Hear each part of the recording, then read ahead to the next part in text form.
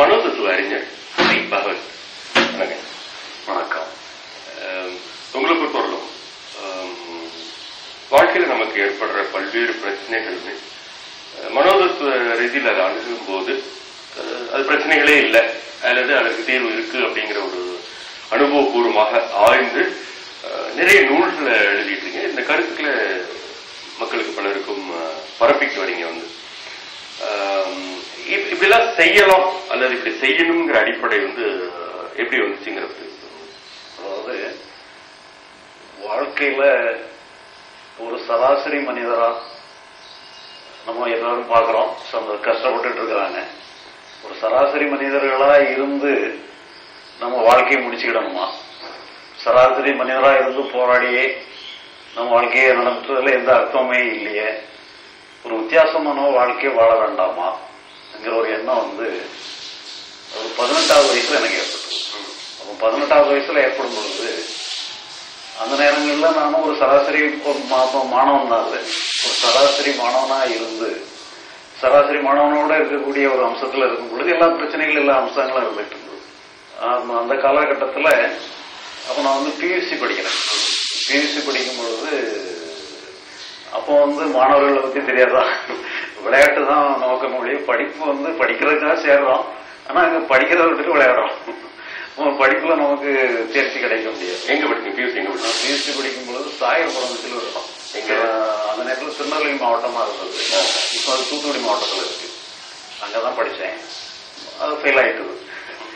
Fail ஆனோம்னா திருப்பி எழுதி கடைசியில் அந்த ஆங்கில பாடம் மட்டும் 4 தடவை திருப்பி எழுத வேண்டிய போச்சுது. 4வது தடவை எழுத வேண்டிய சந்தர்ப்பத்துல சிலபஸே மாறிட்டுது. அப்ப நான் அது வரைக்கும் படிச்சது திருப்பி படிச்சு புதுசா படிக்கிறது கஷ்டம். சிலபஸே மாறும் பொழுது புது சிலபஸ்ல நம்ம பாடத்திட்டத்துக்கு படிக்க வேண்டிய போச்சு. யூனிவர்சிட்டி மாறி போச்சு, எல்லாம் மாறி போச்சு.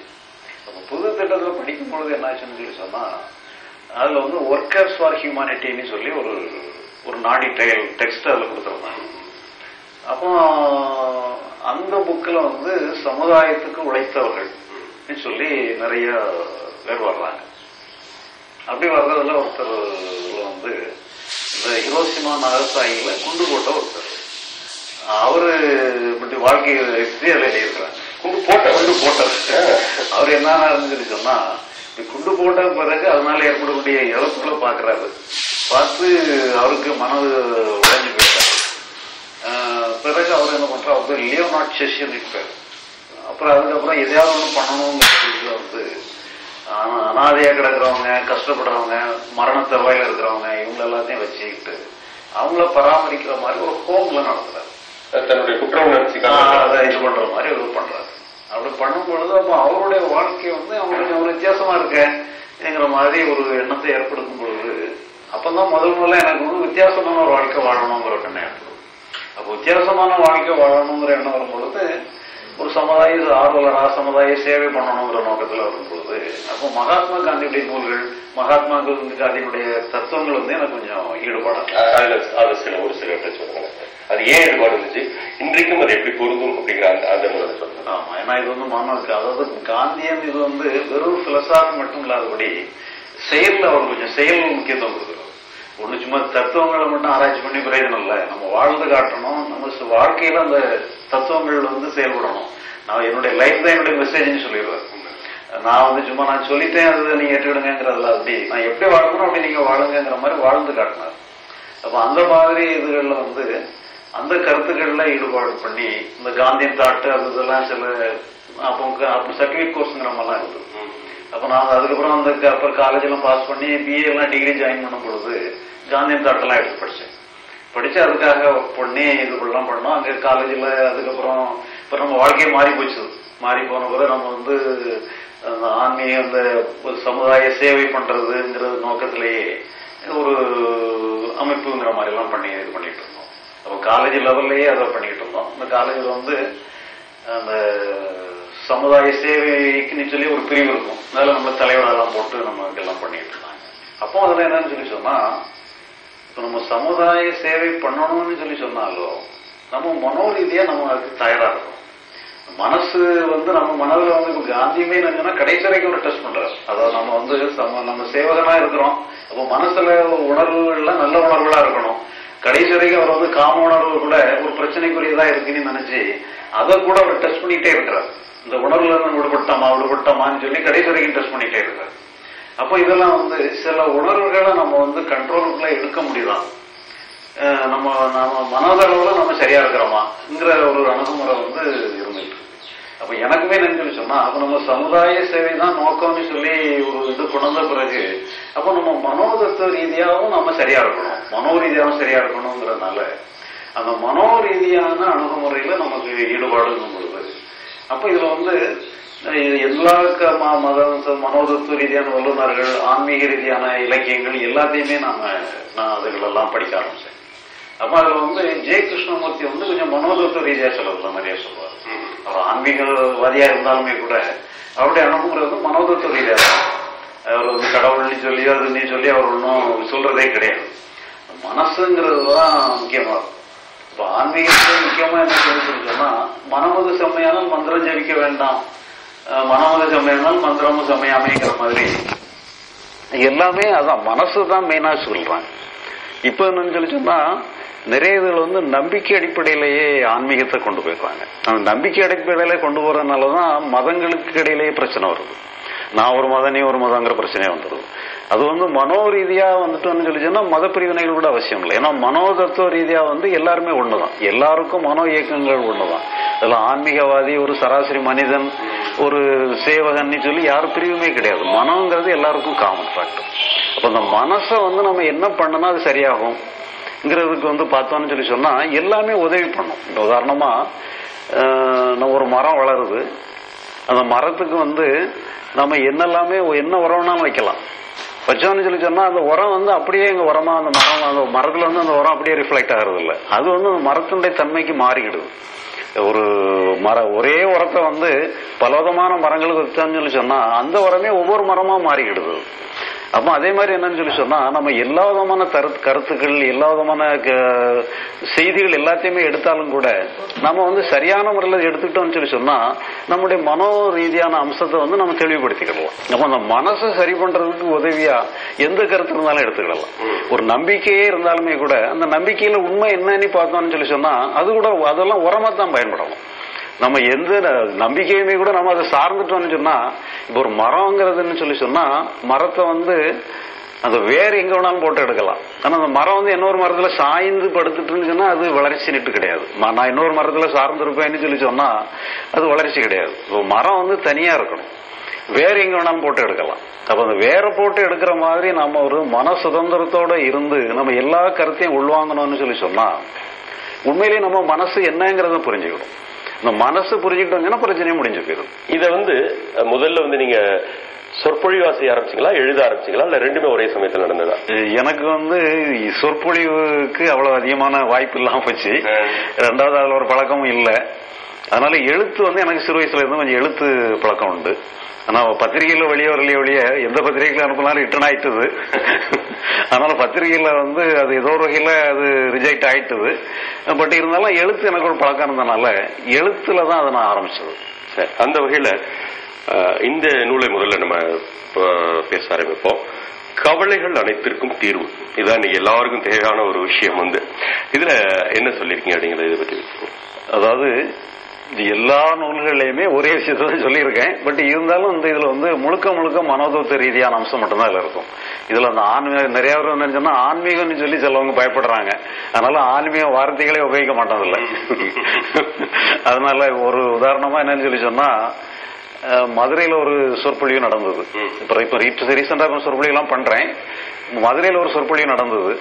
அந்த சொற்பொழிவுடைய தலைப்பு என்னன்னு சொல்லி சொன்னா ஆன்ம ஞானம் மிகவும் எளிது சொல்லி தலைப்பு. அப்போ இதுல வந்து அதை கலந்துகிடுறதுக்கு வந்து சிலவங்க வந்து ஆன்மா மறுப்பு கொள்கைகள், பல விதமான கொள்கை, எப்படி இல்லாம கொள்கைகள் இருக்கு. சிலவங்க அப்படி உள்ள கொள்கைகள் உள்ளவங்க எல்லாம் சிலவங்க வந்து ஆன்மாவை பத்தி என்னதான் சொல்றாரு பாப்போம்னு சொல்லி கேட்கறதுக்காக சிலவங்க வந்திருந்தாங்க. வந்தது எனக்கு தெரியாது, பிறகு முடிஞ்ச பிறகுதான் தெரியும், கூட்டம் முடிஞ்ச பிறகுதான் தெரியும்.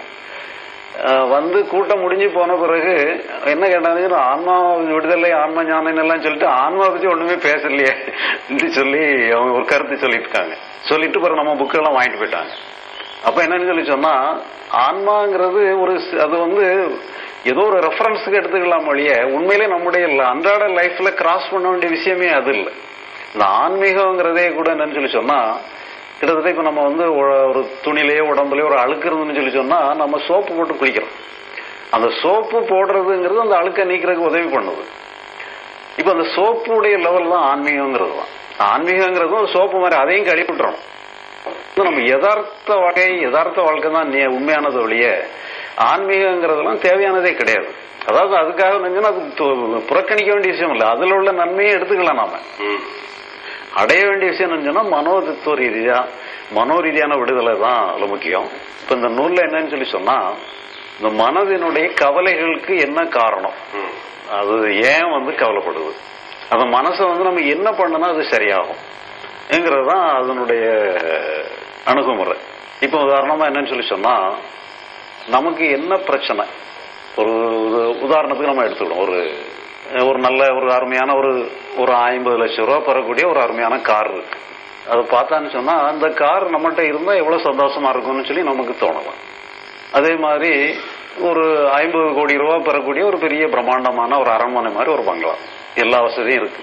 இந்த பங்களாவும் நமக்கே சொந்தமா இருந்ததுன்னு சொல்லி சொன்னா எவ்வளவு சந்தோஷமா இருக்கும்னு சொல்லி நம்ம நினைக்கலாம். அந்த காரையும் பங்களாவையும் நமக்கே தந்துடுறாங்க.